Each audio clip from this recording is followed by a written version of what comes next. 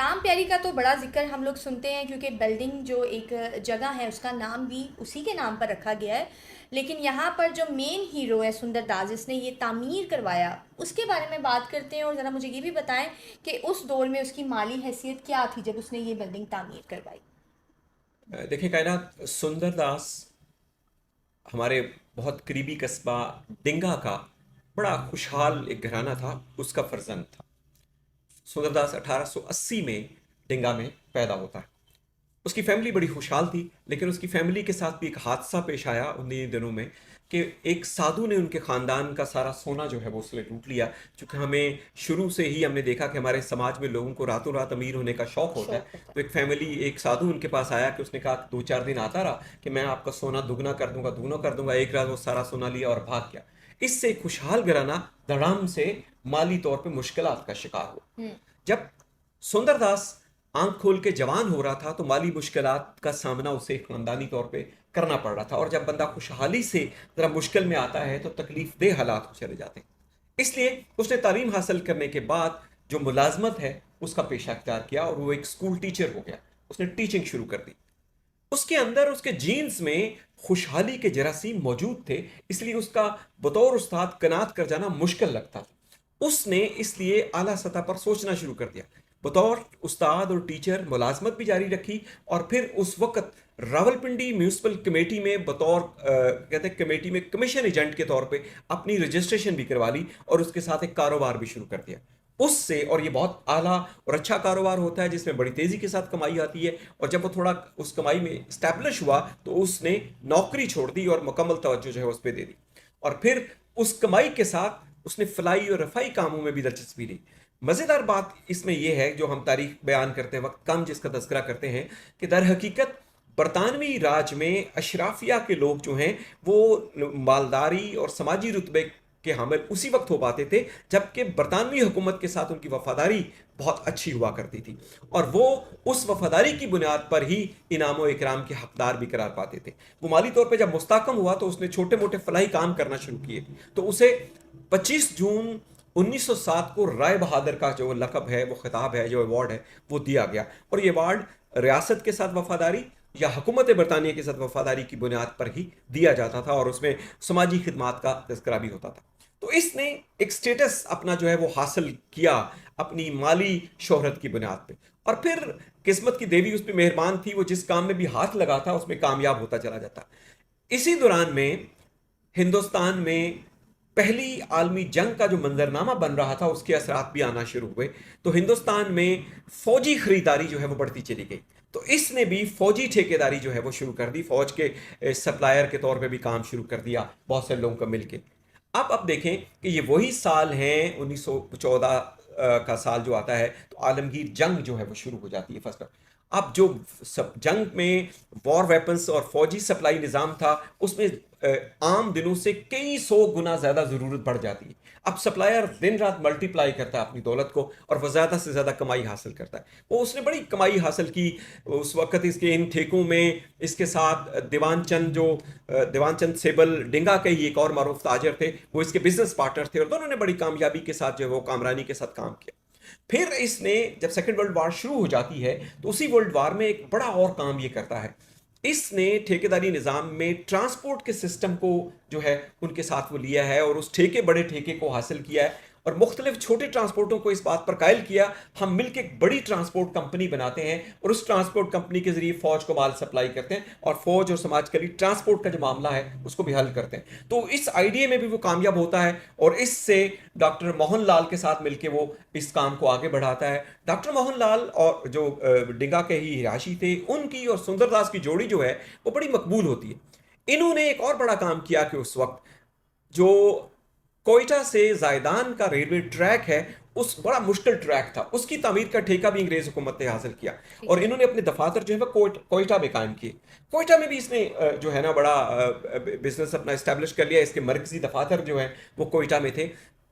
ये जब मालो दौलत हासिल कर रहा था तो साथ साथ इसको तमीरात का जौक और शौक जो है वो भी नजर इसका हमें नजर आता है। इसने कोयटा में जब अपना दफ्तर मरकजी कायम किया तो साथ टाउन हॉल कोयटा का जो है उसको भी तामीर करवाया। फिर कोयटा में अपनी बहुत खूबसूरत रिहाइश तमीर करवाई। उस वक्त 1 लाख रुपए से ज्यादा का खर्च जो है वो उस पर आया। इतनी खूबसूरत इमारतें थी, और वो दोनों इमारतें 1935 के जल्जले में कोयटा में जो हैं वो तबाह होती हैं।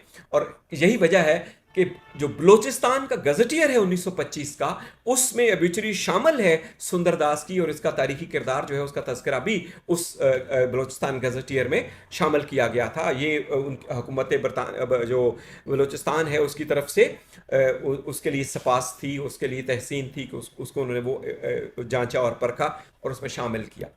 तो हम देखते हैं जब ये माली तौर पे मुस्तहकम होता है, फाल होता चला जाता है, तो इसी दौरान में, इससे पहले 1912 में इसकी पहली शादी होती है।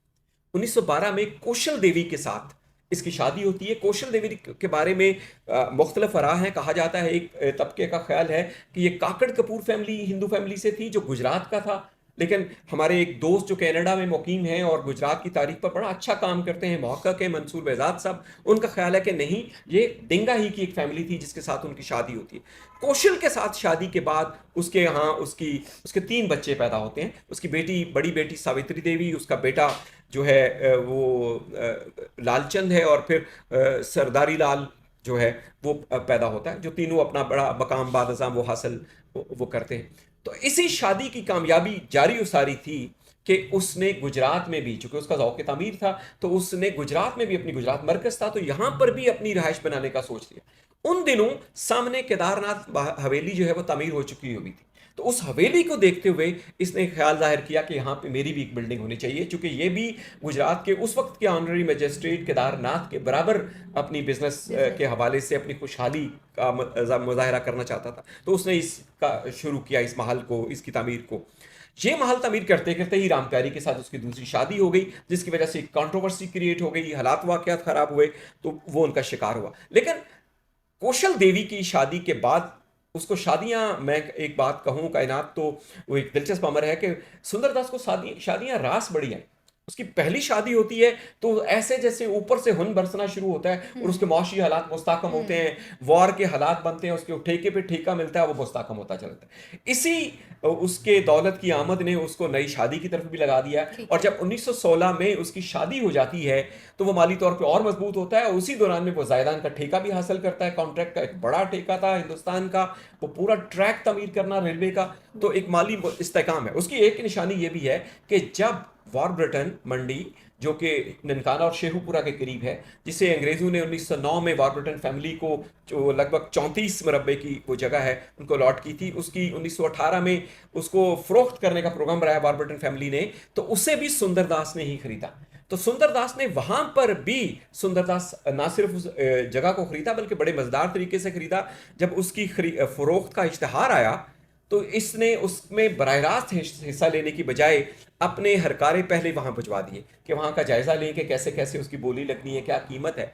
और फिर जिस दिन उसकी फरोख्त थी, ये ट्रेन में बैठा और उसी ट्रेन में बैठ के वहां की तरफ चल पड़ा। वॉरब्रिटन रेलवे स्टेशन भी है वहां का, तो वहां देखा उसने कि गाड़ी में सारे ही वो लोग बैठे हुए हैं जो उसको बोली लगाने के लिए जा रहे हैं, जो उसको खरीदना चाहते हैं। तो ये बड़े आम से म्याने से कपड़े पहन के वहां बैठ गया।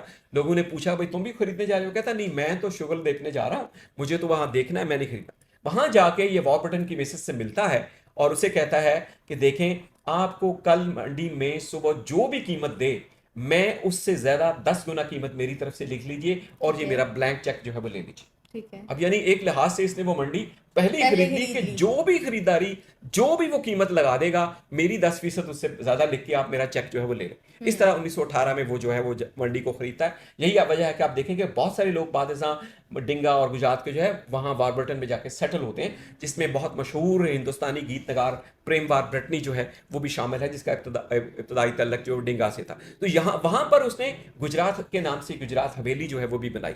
एक दिलचस्प बात यह है कि ये उस वॉरब्रिटन वैली का नाम भी राम प्यारी के नाम पर ही रखना चाह रहा था, लेकिन मिसेस वॉरब्रिटन ने उसे मना किया कि हम इसका नाम नहीं बदलने देंगे। तो वॉरब्रिटन ही उसका नाम जो है वो रहा। कहले फरोख्त की जो शराइत थी उसमें एक शर्त रख दी गई कि इसका नाम जो है वो नहीं बदला जाएगा, वरना ये उसको वो ही रखना चाहता था। तो ये एक बहुत मालदार लेकिन खुश ज़ौक़ इंसान था, और तामीरात का इसके ज़ौक़ था। जहां गया उसने ये महल जो है तामीर करवाए। इसने हमारे रेलवे स्टेशन पे सराय तामीर करवाई, वहाँ पर एक सराय खाना बनवाया, फिर वहाँ लोगों को मुफ्त खाने की सप्लाई ये करता था।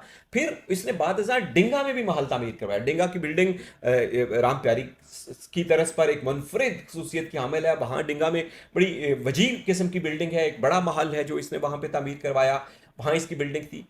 कायनात 1918 में अभी डिंगा में बिजली नहीं थी, तो इसने उस वक्त वहां पे जनरेटर लगवाया था और उस इलाके के चंद इलाकों के मार्केट कमेटी को, अपने ऑफिसेस को और उस महल को जो है उस वक्त भी वो बरकी कुमकुम से रात को चंद घंटों के लिए रोशन किया करता था। तो उसकी इमारत और माली वो इस्तेताब जो उसको है, एक शौक भी था इन चीज़ों का कि वो अपना वो एक शौक भी था, और जज्बा भी था, जहां उसके भी पास उसने माली महल है। तामीर करवाया है, हाँ अब जी। देखिए मैं मिसाल देने लगा हूं कि जैसे मैंने कहा कि गजटियर में जिक्र करना पड़ा टाउन हॉल और बलूचिस्तान में कायम इसकी रिहाइश की इमारत का बलूचिस्तान गवर्नमेंट को, इतनी मुनफरिद वो मुनफरिद थी। तामीरात थी। फिर इसने ठीक है। बारबटन में जो गुजरात की हवेली कायम की वो आज भी कायम है, बड़ी खूबसूरत पुरशको हवेली जो है वो वहां पे इसने भी तामीर करवाई। डिंगा ठीक में है। इसने महल तामीर करवाया, इंटर कॉलेज इसने तामीर करवाया। तो इसका ज़ौक़ तामीर जो है वो है, बिल्कुल ऐसे उसी ही की है। निशानी जो है ये आपका जो राम प्यारी। राम प्यारी है, ठीक जिसका आप है। देखें ना उस वक्त भी रकबा 10 किनाल से ज्यादा का है। ठीक है। और ये 42 कमरों पर और 2 हिस्सों पर मुश्तमिल जो है जी। वो इलाका है। तो सुंदरदास ने उस जमाने में भी अपनी, और जो सबसे दिलकश पहलू है कि इसकी तामीर में आप देखें कि उस वक्त हिंदुस्तानी तर्ज तामीर भी है। इस ये आपको कॉर्नेथ जो यूनानी तर्ज तमीर है, लेकिन रोमियो का पसंदीदा तर्ज तमीर था, बेल बूटों और पत्तों की बेलें कायम करने का।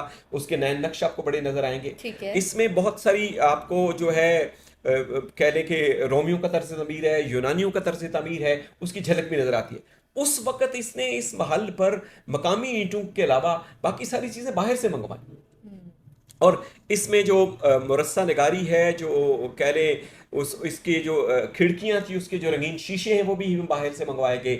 इसमें लगने वाली जो टाइलें हैं फर्श पर जो लगी वो तो मकामी हिंदुस्तानी ब्रांड टाइलें थी, लेकिन दीवारों पर जितनी टाइलें हैं वो फ्रांसीसी टाइलें। उस वक्त ठीक भी उसने है। फ्रांस जो है वो सारी की सारी टाइलें जो हैं वो मंगवाई हैं। तो बहुत हद तक उसने, बल्कि एक हमारे दोस्त हैं हसन मिराज, उनकी किताब है रेल की सीटी जो संगे मिल पब्लिशर ने छाया की, उसमें ठीक है। गुजरात पे जो उन्होंने मजमून लिखा उसमें उन्होंने कहा कि राम प्यारी को देख के लगता है कि सवाए राम प्यारी के कोई और मकामी चीज राम प्यारी महल में नहीं थी, सिर्फ राम प्यारी एक मकामी चीज थी, बाकी सारी चीजें किसी ना किसी और मुल्क से आई मुल्क हुई से थी। आई हुई थी। इतनी खूबसूरती से मुरस्सा और मुसज्जा करके उसने इस महल को जो है वो तामीर करवाया था। ठीक तो है। एक बड़ा ही कह लें कि किस्मत का धनी, खुशकिस्मत ठेकेदार, कंडक्टर, वक्त शनास आदमी था, मुस्तकबिल बी आदमी था, और उसने उसके रोजगार के पैमाने किए। लेकिन बदकिस्मती यह है कि दूसरी शादी के बाद उसको साइकोलॉजिकली इतना टेंशन और प्रेशर मिला कि सिर्फ 40 साल की उम्र में वो उस वक्त अचानक, कुछ लोगों का ख्याल है हार्ट अटैक से उसकी डेथ हुई,